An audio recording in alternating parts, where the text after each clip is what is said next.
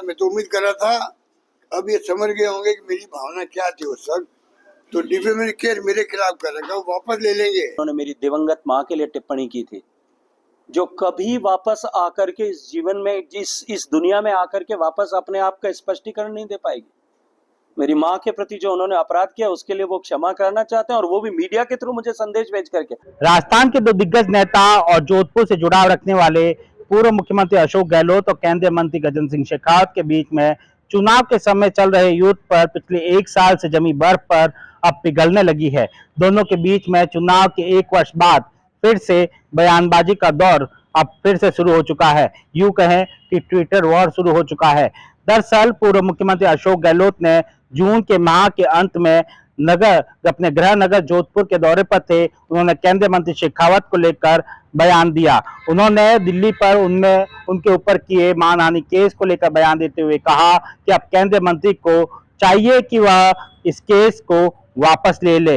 इसके बाद में शेखावत ने अपने गृह नगर जोधपुर पहुंचे। उन्होंने मीडिया से बातचीत करते हुए कहा कि मैं वह दिन कभी नहीं भूल सकता जब उन्होंने स्वर्गवासी माता के लिए टिप्पणी की थी। मेरे खिलाफ उन्होंने केस कर रखा है, वहाँ पर डिफेमेशन केस कर रखा है। मैं तो उम्मीद कर रहा था अब ये समझ गए होंगे कि मेरी भावना क्या थी उस वक्त, तो डिफेमेशन केस मेरे खिलाफ कर रखा, वो वापस ले लेंगे। मैं तो ये उम्मीद कर रहा हूँ उनसे, और वो उल्टा नया इशू खड़ा कर रहे हैं।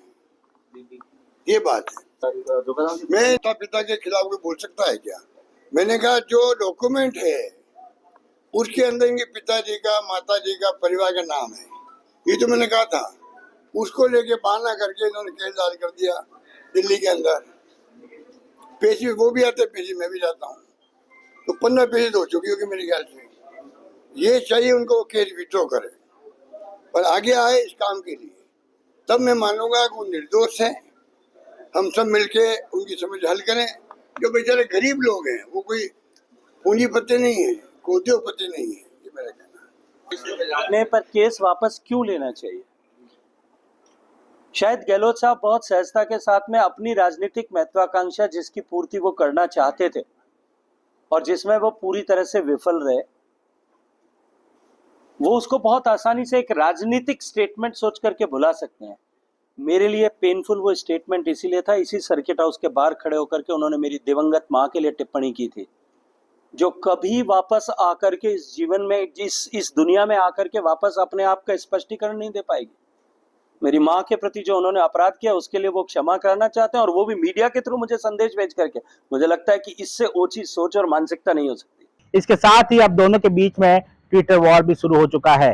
पूर्व मुख्यमंत्री अशोक गहलोत ने शेखावत के बयान के बाद में अब गहलोत ने अपने एक पुराने ट्वीट को फिर से साझा करते हुए कहा कि मैंने इस संदर्भ में यह बात बोली है, मैंने कभी माफी नहीं मांगी। वही शेखावत को इसको लेकर पीछे नहीं रहे। उन्होंने अशोक गहलोत को टैग करते हुए तंज कस दिया। केंद्रीय मंत्री शेखावत ने शायराना अंदाज में पलटवार किया है। इससे पहले शनिवार को शेखावत ने कहा कि अब अशोक गहलोत ओछी राजनीति पर उतर आए हैं और मीडिया के जरिए मुझे संदेश भेज रहे हैं कि वे इस मुद्दे को केवल राजनीतिक नहीं बल्कि व्यक्तिगत सम्मान और पारिवारिक गरिमा से जुड़ा मामला मानते हैं। इस पूरे मामले को लेकर केंद्रीय मंत्री शेखावत ने अपने शायराना अंदाज में कहा कि रंग बताता है तुम्हारे हर वार का, रंज गया नहीं अब तक हार का।